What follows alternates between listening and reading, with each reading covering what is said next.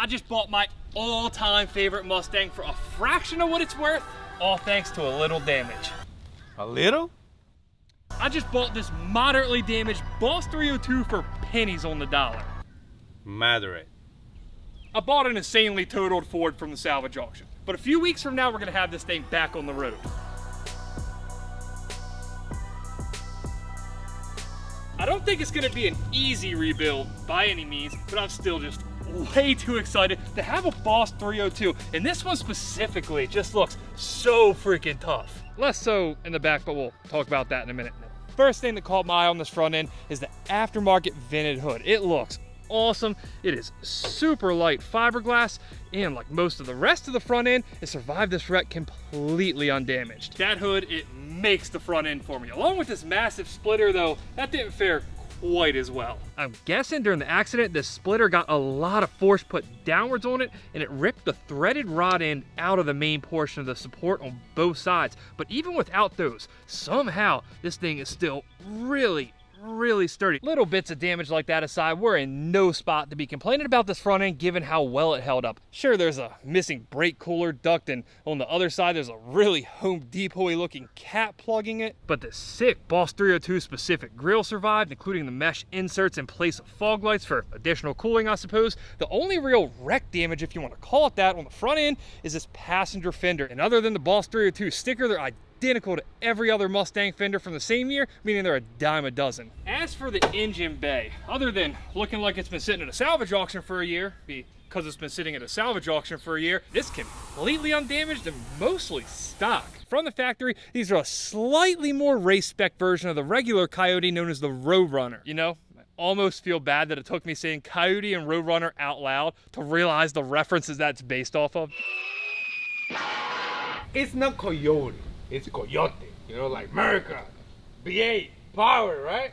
Speaking of big V8 American power, they gave this version of the Coyote, did I get that right? Yeah. Basically, more or less. Yeah. Bigger valves, revised head, more aggressive camshaft, which if my math checks out here, that is 444 horsepower, or I guess we'll call it 450. The intake's gotta be worth 6. It's still less than a Hellcat.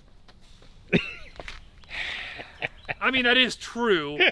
We can put a blower on this. We can make an even playing field at some point. Now, I do think that about covers it for the good on this car, and we might as well just stop avoiding the obvious here. This thing is really, honestly, it might be one of the worst cars you've ever bought and tried to rebuild. It's 100% bad. Yeah, I can stand in this hole in the quarter panel, and I'm not even out past the wheel. It's hit so hard that the bottom of this rear quarter window, which I believe is the part that's pushed in the most, is pushed halfway across the driver's seat. The back of the car in general, it doesn't sit even remotely straight anymore. The driver's side is up like 6 inches. You can tell if you look at the taillights. Somehow the rear suspension looks halfway decent. That wheel's roughly at least where it should be. It just looks really awkward sticking out entirely from the rear quarter panel. It's holding air. That is really impressive. That's a good catch. I completely missed that. I can be wrong, but the roll bar probably saved you a seat. Well, this door even... Oh. Yeah, we're gonna have a tough time getting this door open whenever that time does come, but let's go ahead and be smart about this and get in the passenger side. On most other cars, this rear quarter panel damage will be bad. It's buckled pretty good right there. You have a massive dent there, but the door is still roughly in the right place, which is impressive considering that and the fact that the roof is buckled like the tacos I had for lunch. Hold on. Don't tell me that actually survived. The driver's side's in one piece. The diffuser has some scratches.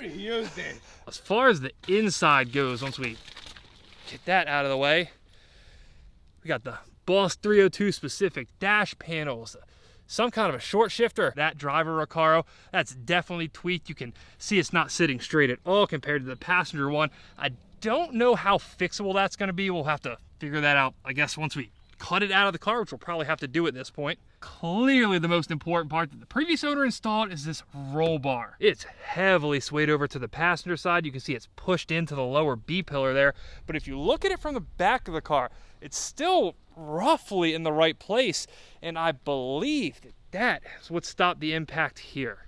I didn't realize that roll bar went all the way through to the trunk, and it might be slightly bowed in that center crossbar, but it is still 99.9% intact. This is top notch. At this point though, I do think we've seen pretty much everything we're gonna be able to see from outside the car, and I know it looks bad, but I do think once we get it on the lift, we're gonna find ourselves a proper suspension on this car, partly because I can already see some of it right here. Fire it up. That takes forever. Anyway.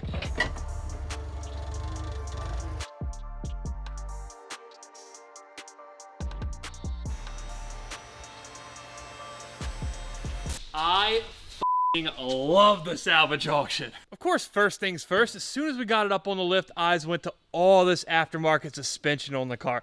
We have whatever these are, I guess they're trailing arms, technically. Maximum Motorsports. We've got, I believe these are the factory Boss 302 shocks, but we have some kind of elaborate rear end contraption here, and I'm not a straight axle person at all, so I can't tell you exactly what it's called. We'll have to figure that out. We got an aftermarket differential cover to go along with it, and then I looked a little further forward and saw we have an aluminum drive shaft, which is cool. It is a fairly common upgrade for these cars, but then I went just a little bit further forward and saw that. I'm by no means a Mustang expert, and I couldn't tell you offhand what an MT82 looks like, which is the transmission that's supposed to be in this car, but I can tell you for a fact what a T56 looks like. The factory 6-speed transmissions in these are known to be...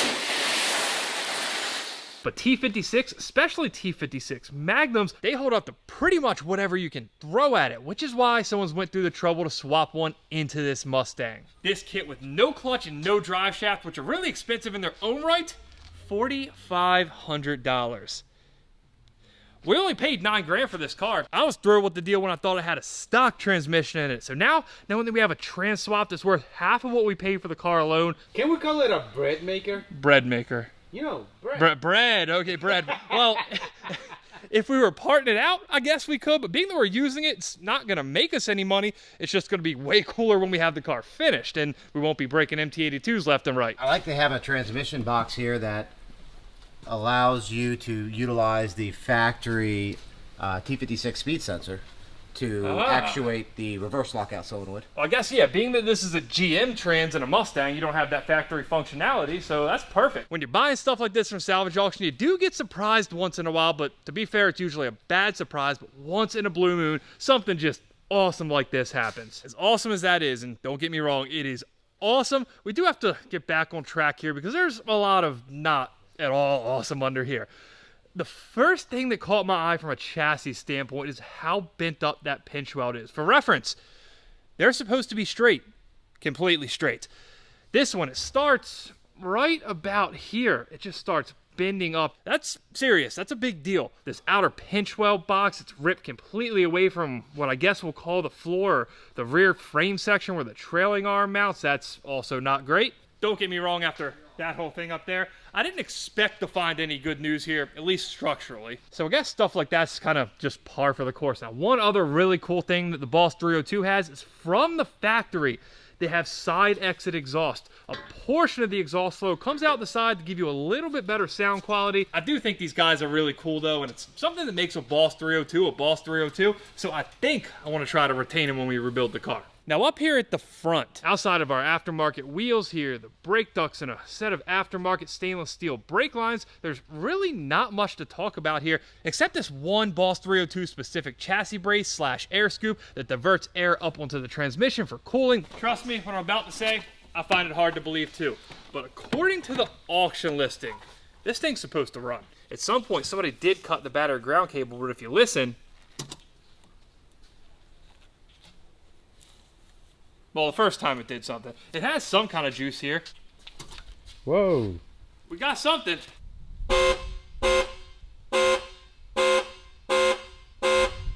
It's hard to believe any of the electrical system in this car works. You got radio? The radio's on. Okay. We're gonna need to tag team this. Fernando brought me a terrible 2x4. Tim's got it covered, right though? You got it. You got a different kind of tool to... That looks like something you just assault somebody with. Anyway, now we can get the clutch pressed all the way down and it cranks.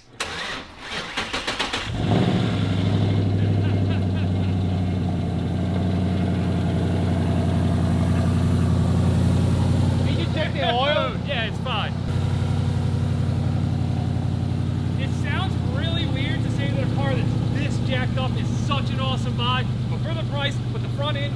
suspension, the trans swap, 10 out of 10.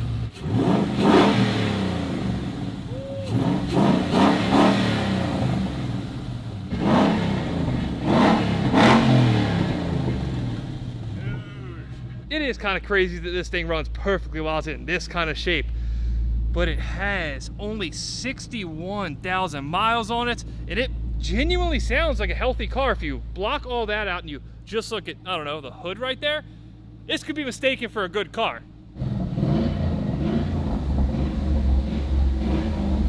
Definitely the dumbest thing I've done today. Also probably the coolest. There's so much good here, but we still can't get around the fact that this chassis, it's bad, like the worst of the worst. And I've fixed a lot of bad stuff.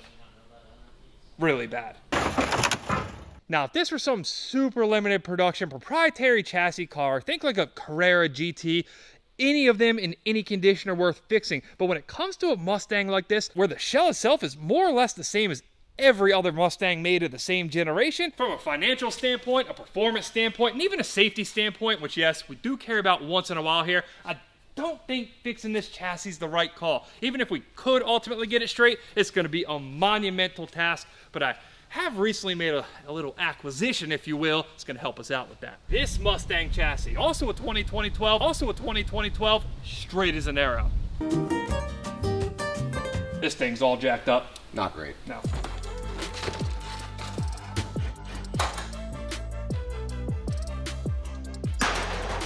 But hey, what fun would this whole thing be if there wasn't at least a little frame damage? Now the car got hit right here on the passenger side bumper beam. It swayed both frame rails that way just a little bit. Not only that, but now that we have the bumper off, I'm pretty sure that the passenger side's up just a hair. I know frame damage is always kind of a scary word, but by frame damage standards, this is about as minimal as you could ever hope for. The way this generation of Mustangs is designed, they crumple here. That's in front of the front subframe. It's in front of all the suspension pickup points, meaning as weird as it sounds to say, it's really just aesthetic frame damage. I know at first glance, this piece looks pretty important, but that's just the mounting bracket for the radiator and front sway bar. That doesn't need to be in spec like say a control arm pickup point does. Now the crumple zone where these frame rails are meant to bend are also going to give us clues as to how it's bent. This is what it's supposed to look like. That's what ours looks like. You can tell it's pushed up just a little bit, definitely swayed over towards the driver's side, and also based on this, I think it's pushed in. On the driver's side rail, the damage is way less obvious. You can only tell it's tweaked because there's a little bit of broken paint right around the crumple zone, and I know what you're thinking. There's a lot of broken paint there, but don't worry, that's an unrelated issue. Specifically leaking brake fluid combined with a power washer. Now, because of the fact that this is aesthetic frame damage, we're not taking it to a body shop. We're not putting it on a real frame machine. We're gonna use our frame machine. Ready? Ready, let's do it. So with this first pull, I don't really know how this is gonna go. We're just gonna tug on it and see what happens. Go for it.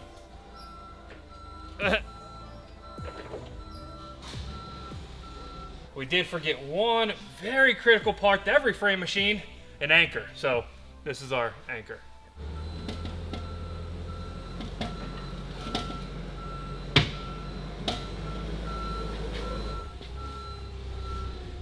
These Mustangs are tougher than I thought, huh? I think it's time for a new plan here. This ain't working out quite the way I thought it was gonna. Original plan was to try to do this frame rail pull with as much of the original parts in place as we could, try to keep everything centered.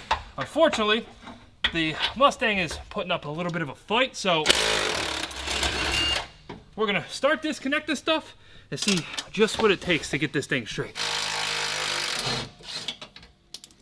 I think we should be able to hit this with a pry bar and come down. It's probably all tensioned up because of the, well, frame rails being bent. Now that we don't have anything bracing the frame rails before the bends, I'm hopeful at least that it'll move a little easier, and the front bumper beam's still here to keep everything somewhat square.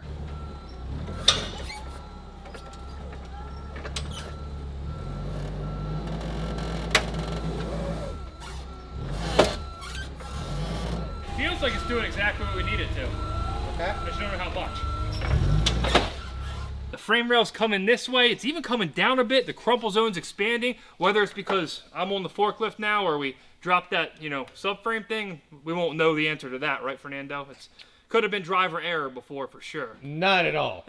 Well, it's debatable. Either way, now that we got it closer to where we want it, I think we're going to have to do what I just said I didn't want to do and pull this front bumper beam because we're fighting the force of having both frame rails connected. I think at this point, now that we're a little bit closer, we got to just adjust them independently.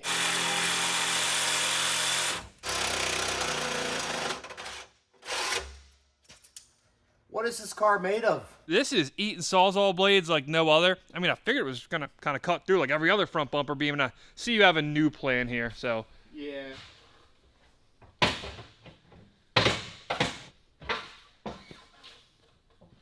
Ooh! Turns out, all you need is to go at a front bumper beam with a big pry bar with the same ferocity a raccoon goes after like a leftover rotisserie chicken with, and it pops right off. Check that out. Okay, well, nailed it. Yeah. Well, I know that move. Yeah. Oh, that was a good one. That was a real good one. How we look? Pretty close. Close? Yes. Close? Yeah. One more? One more probably, yeah.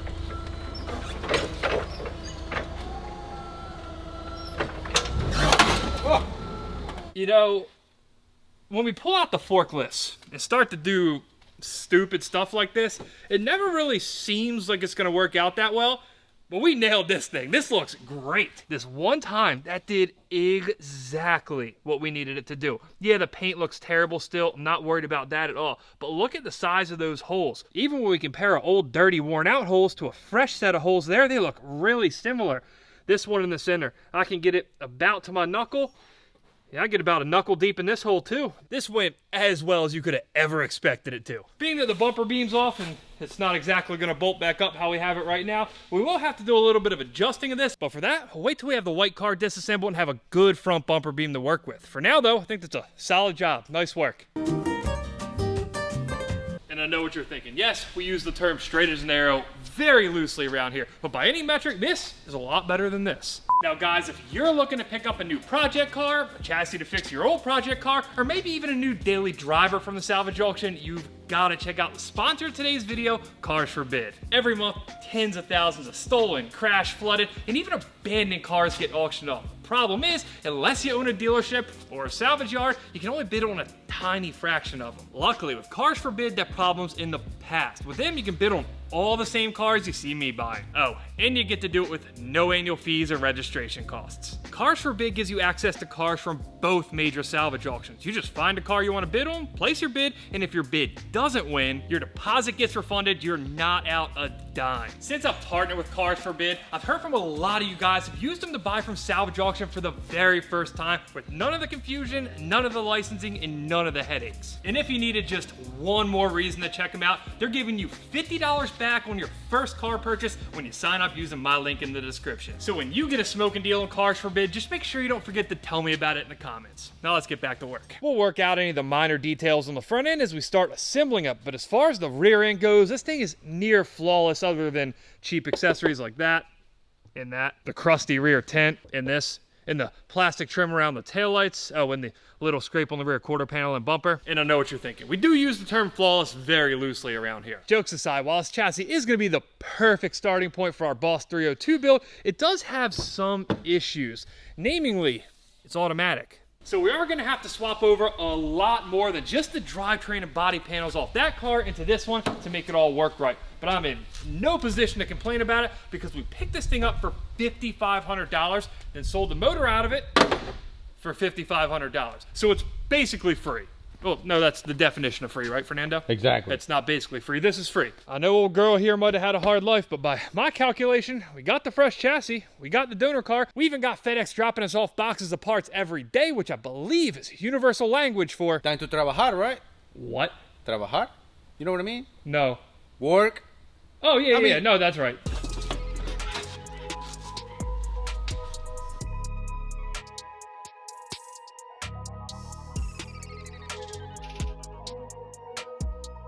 Think, keyword being think, have a pretty good plan worked up of how we're going to attack this swap. Clearly the biggest part of it's going to be the drivetrain.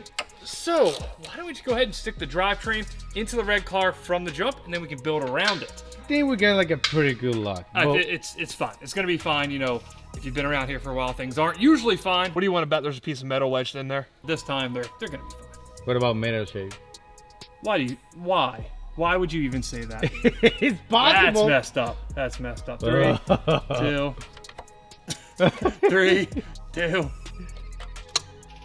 Oh, beautiful. Is that a piston? So the coolant, the gear oil, the diff fluid, it was all so clean you could eat off it. This looks to be about the same. This car looks like it was really well taken care of. And not only that, I found some more, well, let me just show you. While I was yanking apart this front end, I noticed that this splitter, which I had previously assumed was some aftermarket concoction, was just a little too nice. All the hardware, the bracketry that sits on the back of the bumper beam, it's all beautiful. So I got to Googling it. It turns out it's actually by Ford Performance. And it is not cheap. This whole lower assembly, it's $900. Just like that T56 Magnum Surprise, this car is just a gift that keeps on giving. All right, back to the engine.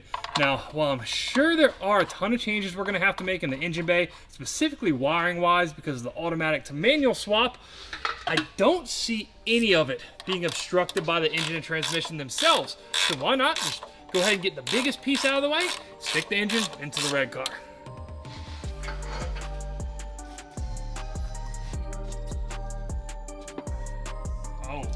Oh. Not that I needed any more justification to be rebuilding the red chassis instead of repairing this one, but the trans tunnel. Once we got the drive shaft down, not only is the sheet metal all bent up, the seams busted open, but if you look straight down the middle of the car, the whole thing is twisted that way. It's unreal. I think the trans and engine, they're twisted a bit too, but I don't think they sustained any damage because of it. You can actually see the reverse lockout solenoid there. It's up against the transmission tunnel. Again, though, I don't think it's damaged. I think we got lucky in the drivetrain sense, at least. Same deal with this drive shaft shop drive shaft. It has some cosmetic damage. I assume when things got shifted around, it touched something in the transmission tunnel. It has some scrapes, but it's not bent. There's no damage. I don't see any reason we can't reuse it.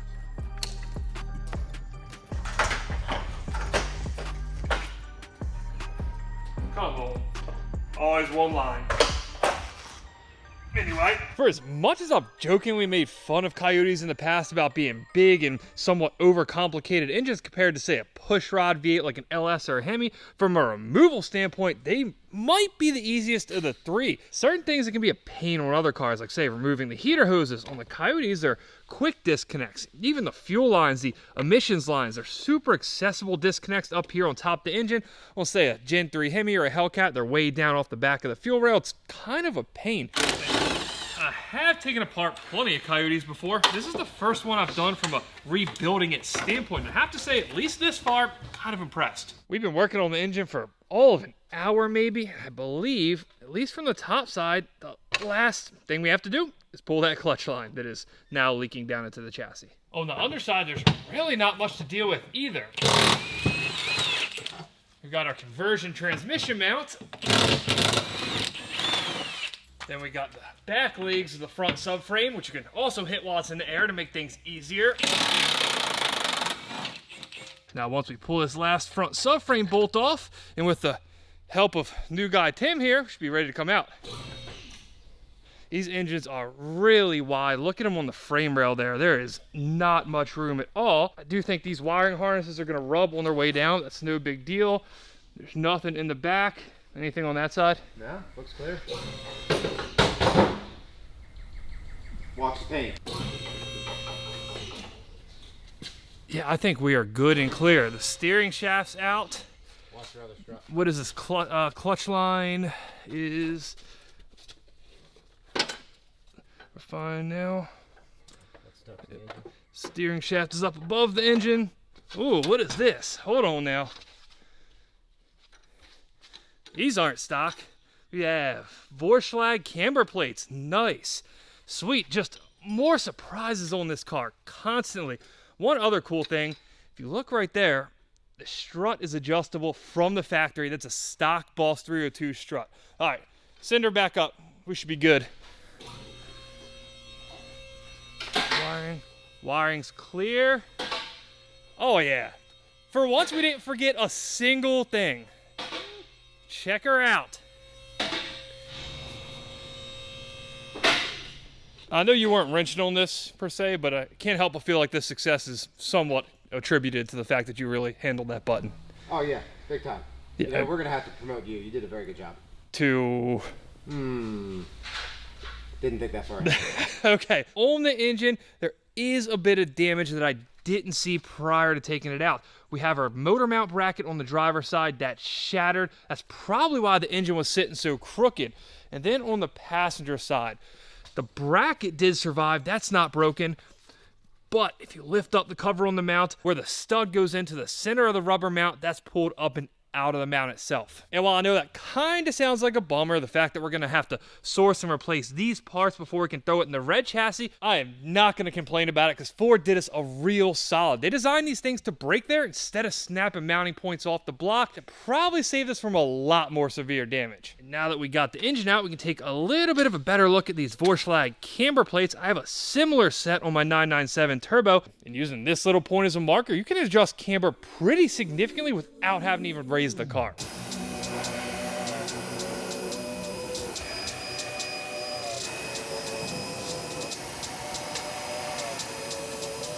While our engine's out there drying, I think now's probably the perfect opportunity to go ahead and drop our rear end down. And while I didn't necessarily expect to find damage on the engine, I'd be genuinely shocked if we don't find at least some damage back here. At the very least, the sway bar's been shifted over. This in-link is significantly bent. Just like almost every other piece of suspension on this, the sway bars are unique to the Boss 302. And also, apparently, pretty hard to get off. What was I saying there? Oh, I'm hoping they're straight enough to reuse.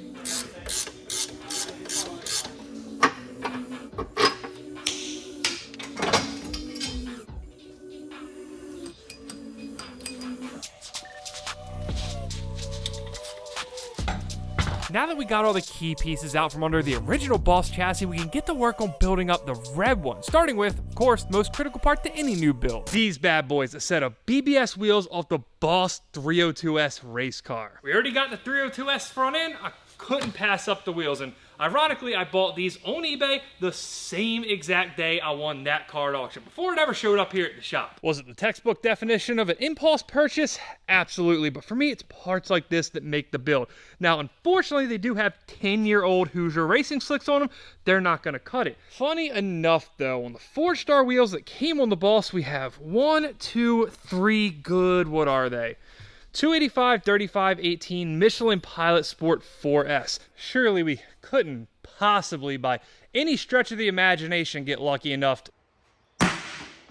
We got, I don't know, 50 tires in this shop right now, and one of them is a 285, 35, 18 Pilot Sport 4S. We're gonna take our 3 good Pilot Sports off the Boss, this extra one that was donated from a Corvette, ditch those rock hard racing slicks, installed our mismatched, well, not so mismatched, set of Pilot Sports, and got ourselves a fresh set of wheels with new tires on it without breaking the bank. And now that we got a ballin' set of wheels for this thing, we can actually, really, truthfully get on with working on the red chassis. Now this next part either goes one of 2 ways. Option 1, we get to stick this entire rear assembly from the Boss into the red chassis. Option number 2, you see what I did there?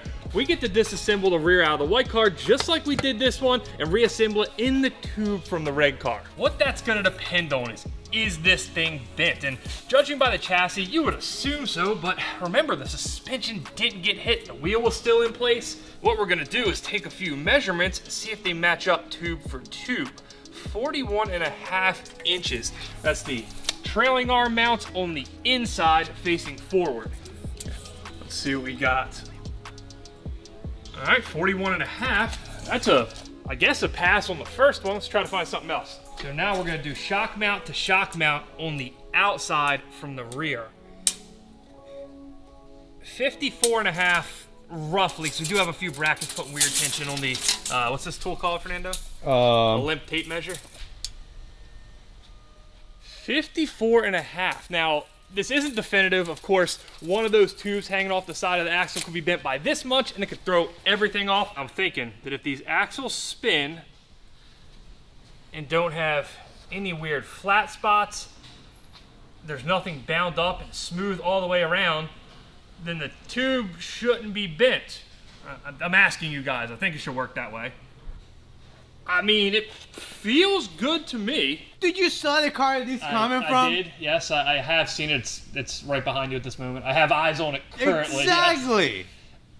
Feels good. You know, if I wanted to, I could craft a pretty strong argument that the white car is better than the red car. Everything we've taken out of this so far has just been a rusty mess. The forward trailing arm mount, the sleeve inside that bushing, it's seized to the bolt. So now, it's just spinning the bushing inside the arm, and of course we can't pull it out. Well, not without our favorite tool.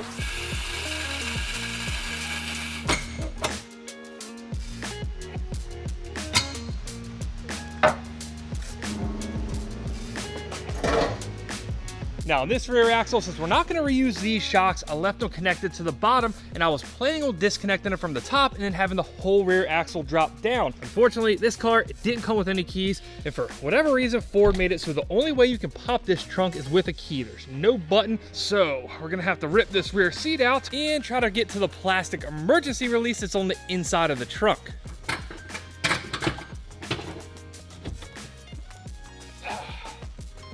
Found it. Now, we got all the access we need to at least loosen these struts, and we'll run the car up on the lift. Hope it all comes out. Out with the old and right back in with the less old, I guess. Never run out of uses for forklifts around this place. Go for it. All right, this either goes one of two ways. It either hangs from the trailing arms and upper mount. Good. I mean, I wouldn't call it good, but it's... Go ahead and get that out of there. Let's put some jacks under it. Yeah, not good, but you know, it is what it is. All right, we're at least remotely-ish supported now. To get this thing to truly hang by itself, we need to put struts in. And to put struts in it, we need to get them out of the white car and hope, I guess, they're good. The passenger side, no reason it shouldn't be. This one, though, I have concerns. Is concerns the right word? I don't know. I guess at the very least, there's still access to remove it, somewhat. All right, it's loose. And it's out. Now, a question. We'll have to figure out how to pull this thing off here. Is it straight, is what I'm getting at here, basically. To the naked eye, at least, the shaft looks straight. Straight. What do you think, Fernando? Good? I don't know. I don't have experience watching a straight shaft before. Anyway, if you roll it on this very flat toolbox that definitely doesn't have metal slag shavings and a bunch of other stuff on it, that looks like it's straight. I really do think that despite that wreck damage on the passenger side, this strut somehow survived, presumably because it's mounted in rubber on the top, so it has a little bit of protection from a wreck like that. Now we get our Boss shocks back into the Boss rear, which of course now is in the red car. We gotta come up with a name to differentiate this car, right? Can we call it a Jefe red? That's actually not bad, Jefe. I've been thinking of something else though, you know. It's not a real Boss 302. We know that, right? I've been thinking about it. I'm just, I'm slow rolling you guys here, all right? I know what I want it to be. What if we do, the Hoss 302? Hoss 302. Yeah, because, it's fake. It's stupid. But don't use S's. Use dollar signs. That will be better. Sold. Hoss 302 with $2 signs. All right. I know this is not at all what we need to be doing right now, but we haven't really mocked up the logo either, but I think we can go ahead and just do that right now.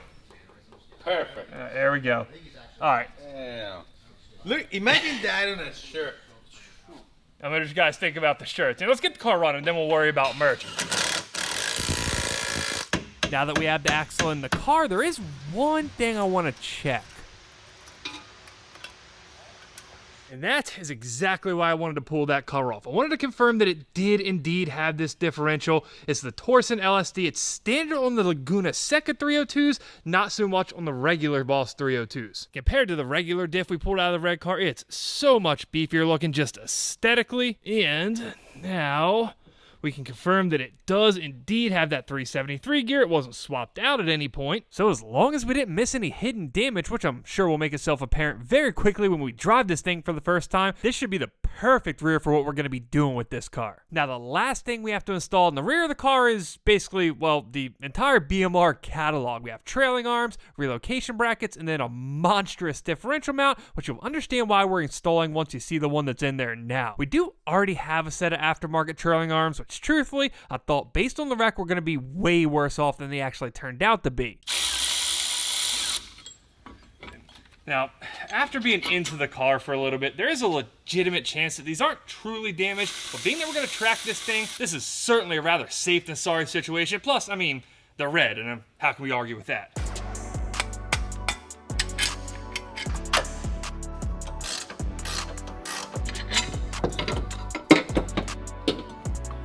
Unlike the trailing arms, this isn't replacing good parts with great parts. This is replacing a cracked up bushing, nasty, rusty stock diff mount with this solid mounting. It's adjustable to allow us to change pinion angle if we need to down the road. Let's say we turn this threaded rod on the inside out. What that's gonna do is push the differential mount outward. That in turn will push the top of the differential back, bring the front of it up, and like I said, let you set whatever pinion angle you want. We're not gonna know if we need to adjust that until a little bit down the road, so for now, we're just gonna set it the exact same length as the stock ones.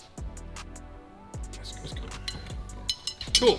Teamwork makes the Mustang work. How many times have you said on that? Why is the tire right now? That's the second time. What the fuck? Yeah, there's no doubt in my mind this BMR stuff took the bottom of this car to another level. Not only from a stiffness standpoint, but it looks awesome. I know it's suspension, I know it's under the car, but let's be real with ourselves. We still want it to look good, right? This whole rear job's taking a lot longer than I originally anticipated. So what do y'all say we wrap this up and move on to the engine? See? Yes.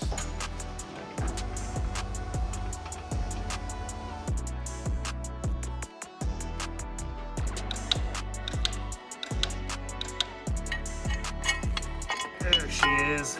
So typically when they talk about two-piece motor mounts, this is not at all what they mean. This bracket went something roughly more or less like that. There was no fixing that one, but we were able to pick up a new one straight from Ford for 75 bucks. I figured, of course, while we're in here, why not replace these stock rubbery motor mounts with a nice set of BMR mounts? After all, we did the entire BMR rear end, move on to the front as well. Come on. These guys are lighter, they're stiffer, they look way better, and they take up a lot less real estate. You're forgetting the more important part. Which is, they're red? Fast color. They're red, yes. Yeah. It wasn't a question, that was a statement.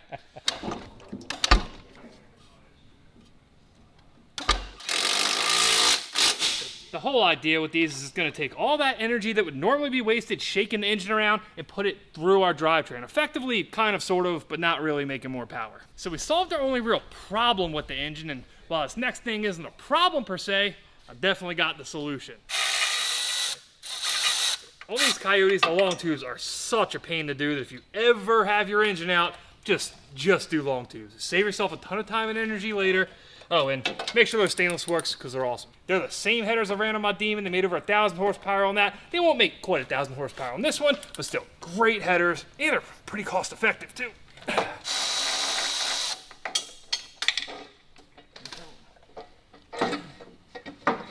With the kit, Stainless Works was kind enough to give us a nice set of new stainless header bolts, but for reasons, I'm not the biggest fan of bolts. When I can, I prefer to use OEM studs, so that's what we're gonna do here. I do think the reason they provide you with the bolts here is because unless you pull out this rearmost stud, you cannot get the header on. So what we're gonna do is, at least I hope, yeah, what we're gonna do is put our header on and then reinsert this last stud. We'll be good to go.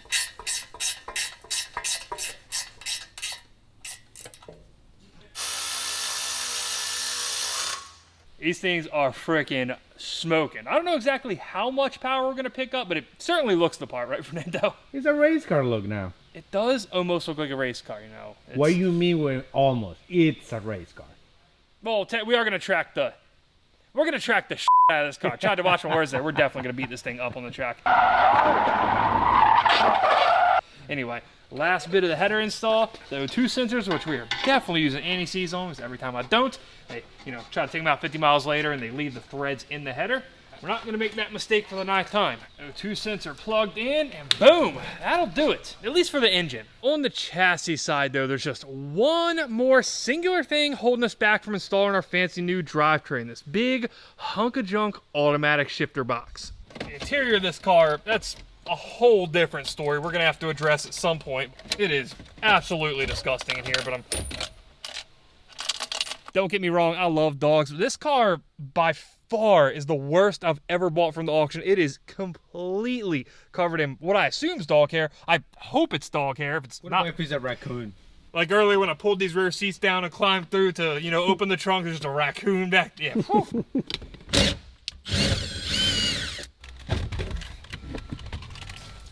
Oh, I just dumped dirt out. Fernando, no, take this. I don't want that. No, it's in great shape. It won't make I your hands go home. hairy and No. sticky. All right. This is my first time installing a Coyote like this with aftermarket headers on it, and we're running into an issue where this frame rail's hitting this header runner. So what we're gonna try is move the engine as far forward as possible where the frame rails kind of open up. Hope we can get it to clear that and then push the engine back. Think it's gonna work? No. We got it pushed all the way over to the passenger side. This is barely clear now. Oh yeah, there we go. There we go. Just a little more. All right, we're clear. What was all that about it not working or whatever you said? Something along those lines? I was wrong. Thank you for admitting that. It's very mature of you, Fernando. The driver's side studs are basically in place. One of them's actually already in the hole. But over here on the passenger side, we're still a little bit off. I think, yeah, we can do that just by yanking on the suspension a little bit. All right, Fernando, I'm gonna hold this here, go lower it down. We literally had to let the headers ride the frame rails on the way down, but I think we're pretty much there. Honestly, I can't believe that I have more room in my 350Z than this thing. 350Z with a Hellcat engine, to clarify. With a Hellcat engine, yes. That is true. These are very tight engine bays, at least during install. Kind of out of room to work with the lift, but we should be able to jack this subframe up. Oh yeah, there we go.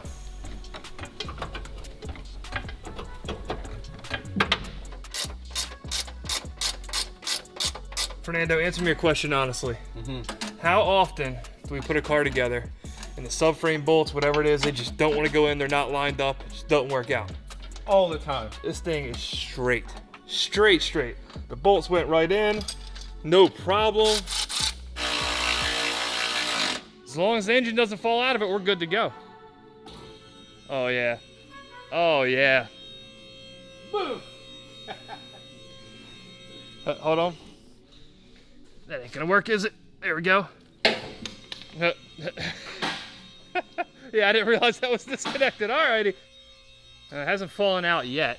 The trans isn't bolted in at all. You can see it hanging there. We'll get to that here in just a second. This is the last piece of our puzzle, at least as far as having the drivetrain, you know, loosely bolted into place.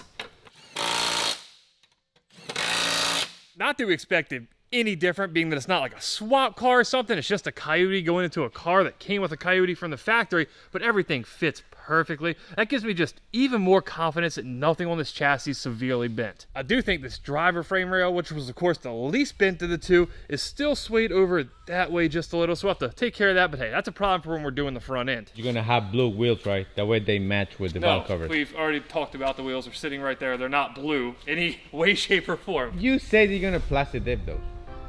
I did not say that.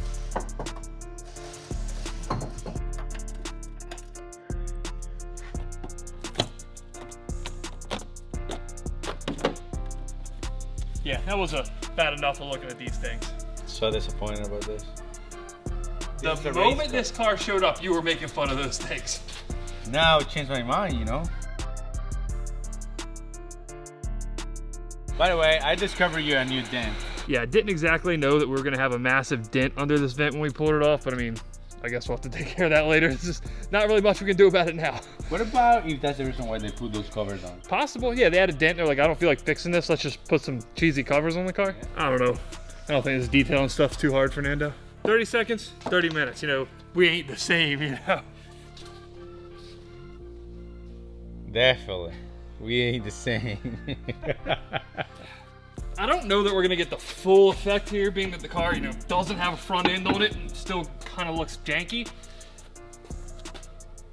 Nah, maybe all that was wrong. It does look pretty awesome. Silver and red on point. Yeah. Now, here's the question. Do we eventually like powder coat these a different color? Black, gold? Don't worry, the real lug nuts will be here tomorrow. That's a problem. Maybe once the front end's fully assembled, has got the radiator in it, all the fluids, it might drop it a little more, but yeah, it's sitting way higher than I thought it was gonna. We got at least 200 more pounds of stuff to throw in the front end, for sure. Look any better? It does. So it might not be exactly as low as I wanted it off the rip, but the wheels otherwise, the color, the fitment, it's absolutely perfect. With these 285s, it comes completely 100% flush with the fender. I do have a feeling that this has been a much longer video than I normally film, so we're gonna cut it here. But I think the car is gonna go right back on the lift, and we're gonna wire this thing, try to make it run. You drop. Exactly how I drew it up, all right? Uh-huh. Shut up! Man. Yes, I did almost trip. This is a good example of how Nissan is on type of 4, right? What was that? Oh,